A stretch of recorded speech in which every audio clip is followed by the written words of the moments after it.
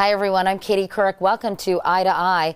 The controversial O.J. Simpson book, If I Did It, was pulled before it hit the bookshelves. But the family of murder victim Ron Goldman says Simpson still got paid. Now the family's suing to keep him from profiting from the deal. Goldman's sister spoke exclusively to Early Show national correspondent Hattie Kaufman. Tell me why you decided to file this lawsuit.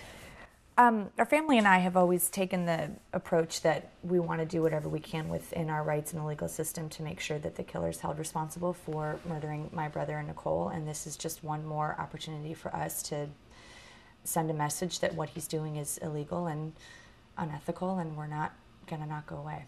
Well, a lot of people think that O.J. Simpson did not make any money because the book did not come out and the interview was not aired on television.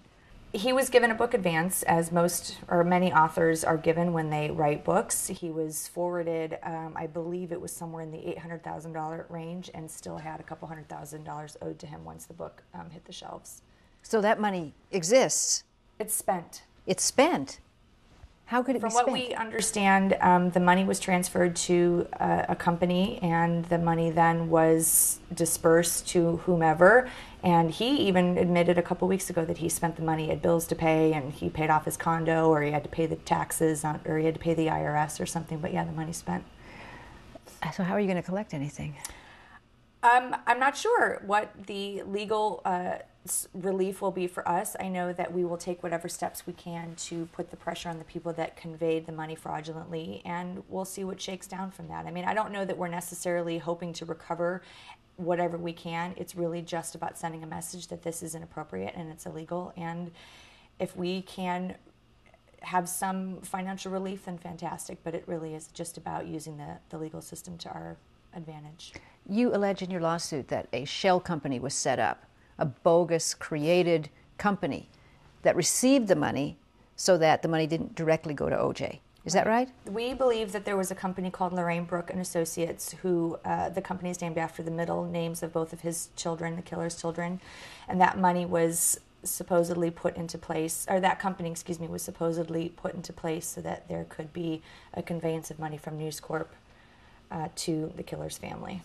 And who created this company? The rumor is, the information is that it's an old golfing buddy of the killer. His name is escaping me at this moment. Stark is the last name. Leroy, I think Stark. That he was the one that brokered the deal and established this company out of Miami. But you're not suggesting that News Corp or Fox knew about this and helped set it up? We believe that there were many people that were involved, including Judith Reagan, that knew that this was going on. I mean, the truth is the entire country knows that there is a multi-million-dollar judgment against him. And so anybody that's getting money on behalf of using his name and likeness, using him, the rights to his publicity, whatever it might be, knows that they are fraudulently conveying money and helping him evade the judgment. So everybody knew. Who are you suing?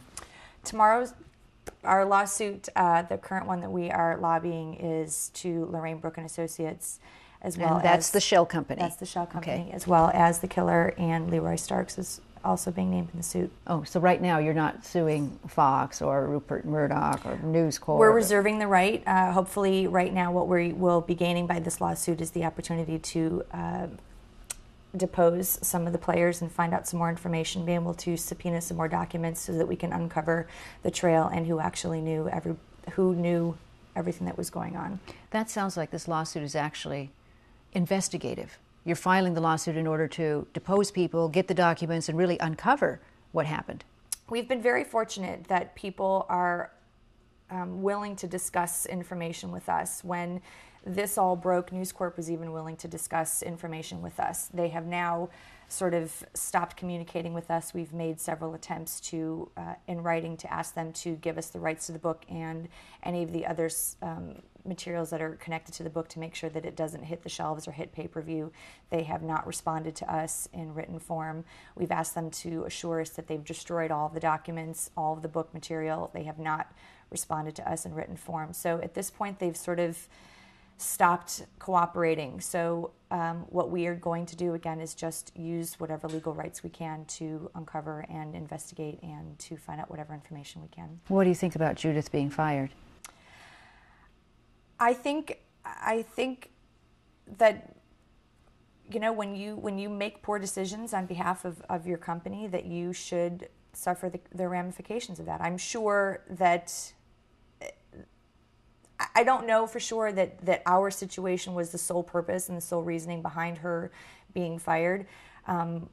It might have just been the tip of the iceberg. I don't know, but it was a proud moment for just a slight moment. I never want to wish ill on anybody, but I think that Judith unfortunately made a very, very bad business decision and unfortunately put her company in harm's way, and was irresponsible in the choice that she made. Well, that's why I ask, because I wonder if the firing is a way of distancing the company from that decision and thereby saving themselves from this lawsuit. I think firing Judith Reagan is, to us, at least an acknowledgement that they are still shaking out some of the players. I think that there's still, News Corp is still a little nervous about what is happening in terms of their public image, in terms of our family putting pressure on them. I think distancing themselves from Judith Reagan was probably the first step in many of them trying to protect their image and to protect their assets in some way.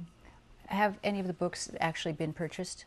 I know that they were coming up for sale on eBay and then withdrawn. Yeah, as far as I know, no. And I'm actually surprised. I know that there are a few books out in circulation. I know that there were a couple of reporters, or at least that were given advanced copies. I'm sure The Killer was given advanced copies. Most authors are.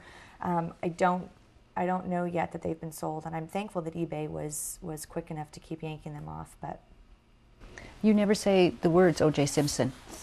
I haven't since the day I believe that he killed my brother. I don't think, even at this point, calling him the killer, I think elevates him to some status.